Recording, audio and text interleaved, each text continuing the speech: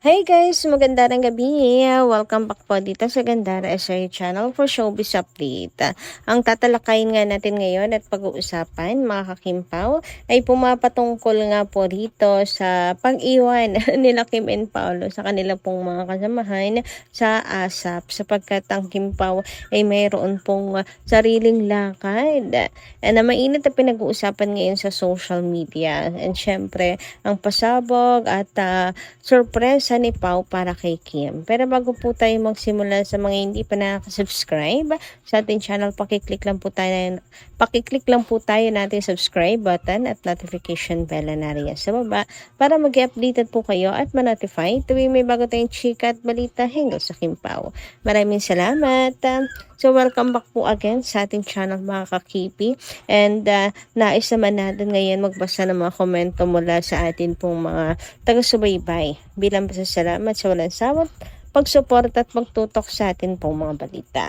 So ang comment na napili natin para po sa gabing ito ay nagmula po kay Miss Bing Baros. Magandang gabi po and shout out. Sabi niya rito, gandang gabi Miss Gandara. Sinabi ko na, dadagundong talaga ang stage. Grabe, wala nang tatalo sa kanila. Sila lang ang artista na nakagawa ng ganyan. Minahal niya ang mga taong nakapaligid sa kanya. Kaya siya minahal, hindi nakakasawang panoorin. The best talaga sila. Alam ko na mahal nila ang isa't isa. Kaya Lord, huwag mo pabayaan si Kim at Paolo. Gabayan mo po sila. Ilayo sa mga kapahamakan. Damang-dama ko talaga ang pagmamahal nilang dalawa. 100%. At salamat Miss Gandara. Lagi mo rin inaalagaan. At masaya ako dahil nabasa mo ang comment ko. Kaya lang, Bing Boros, mali po, Baros po, okay lang. Laki ng tuwa ko sa tagal ko na nagko-comment, sa wakas nabasa mo rin Gandara, God bless you. At sa iyo rin, congrats sa atin lahat. Success ng The Alibay, 100%. Naku, sorry naman, Boros po ba yung nasabi ko kagabi? Kagabi ba yun? Pasensya na Madam Bing. Pero, ayan, shoutout po sa inyo at maraming salamat sa pagmamahal kina Kim and Paolo. Talagang speaking of dagundong, nako, sa siyang tunay Madam Bing Paros. Kasi talagang sobrang daming tao, punong-puno mga kakimpaw, and ang linaw ng hiyawan, sigawan ng mga tao na nagpapatunay lamang po na marami pong mga Kimpaw fans dyan at hindi lang iilan. Baka nga kalahati dyan, Kimpawlandia, di ba? Grabe kasi kapag yung mga videos kung panonoorin mo, ang lakas po ng hiyawan ng mga tao. And sa concert pa lang naman nila Kim and Paolo, pang-asap level na rin naman talaga mga kakimpaw. So alam mo na maraming mga fans din talaga dito. Lalo pat ni-request talaga ng mga fans ang Kimpaw sa ASAP Australia. Kasi nung una, di ba, wala po ang Kimpaw sa listahan. Kaya ni-request and wish granted naman. Anyway, sabi nga dito, Kimpaw fever is back. Halos sinakop na ng Kimpaw ang X. Multiple trending topics on X worldwide. The People's Superstar, Kimpaw Supremacy, the power of Kimpawlandia were trending worldwide. Kimpaw Showstopper, hashtag Kimpaw Amazing XP. Nako, sa totoo lang talaga, hindi lang talaga sa buong bansa, kundi buong mundo, mga kakimpaw, trending, dumadagundong ang Kimpaw. Ito nga, number 1 na trending ang Kimpaw Showstopper. Ayan, as you can see dyan mga kakimpaw, nakalagay dito, trending, global trending, the most popular post po, ang Kimpaw Showstopper. Grabe, no? Global trending sila Kim and Paolo. As in talagang gising na gising ang diwa, ang dugo ng Kimpawlandias. As you can see nga po dito, belong ang Kim Pao sa trending global. Number 36 po ang Kim Pao showstopper. Talaga nakikipagsabayan mga ka-Kim Pao sa ibang bansa.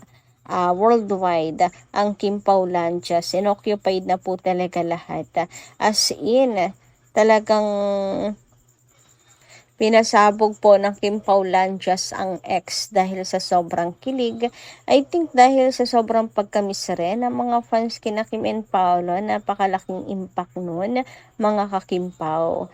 Pagkamis together nila Kim and Paolo. 'Di ba? Kasi ang tagal na rin Ang tagal na rin tayong walang ayuda sa Kim Pao Yung magkasama sila in one frame. Inabangan talaga ng lahat to ang ASAP Australia, and ang sunod naman ay sa Korea kung magkakasama po ulit sina Kim and Paolo. So eto nga po sa news, grabe, sunod-sunod ang trending. Talagang Kim Pao po ang pinag-uusapan. So eto nga po mga today's news, Kim Chiu and Paula Avellino fans top trends before Sydney show. The Alibi wraps with emotional happy ending for Kim Chiu and Paula Avellino. The Alibi finale airs tonight with an unexpected twist. O diba? Hindi lamang po ang ASAP Australia, kundi pati po ang The Alibi finale ay pinag-usapan ng mga fans. And syempre, kabog.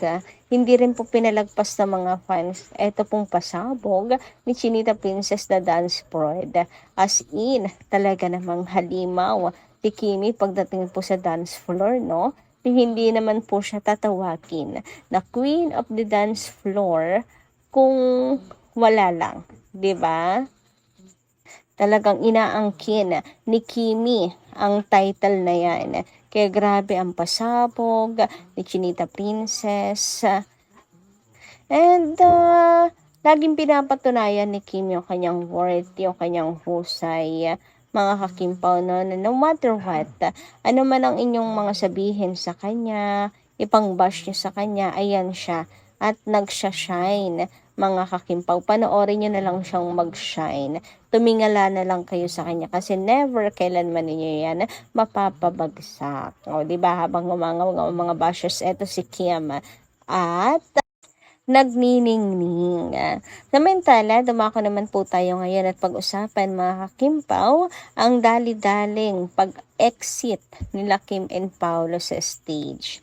Na para bang nagmamadaling umuwi mga ka-Kim Pao kasi iniwan na nila yung kanilang mga kasamahan, mga ka-Kim Pao As in, pagkatapos ng shows, babay na agad.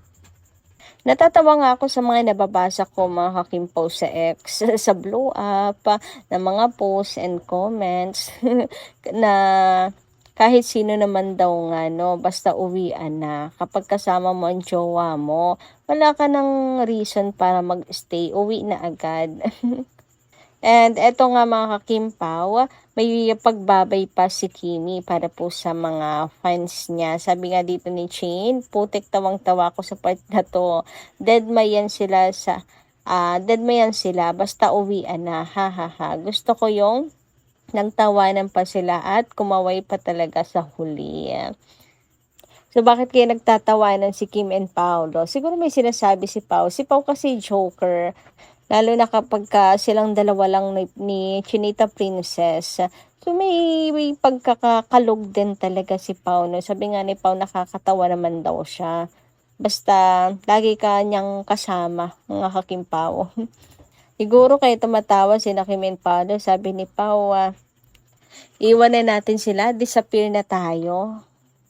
And meron din pong mga nagsasabi, mga ka-Kim Pao, na si Paolo po ay mayroon pong sorpresa kay Kim. Baka kaya po nagpamadali, umalis si Kim and Paolo, kasi mayroon pong surprise si Pao para kay Chinita Princess after ng kanilang work.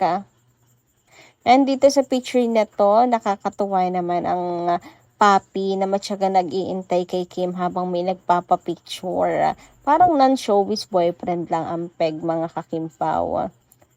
Sabi kasi nila, daming pinagdaanan ni Kim lately.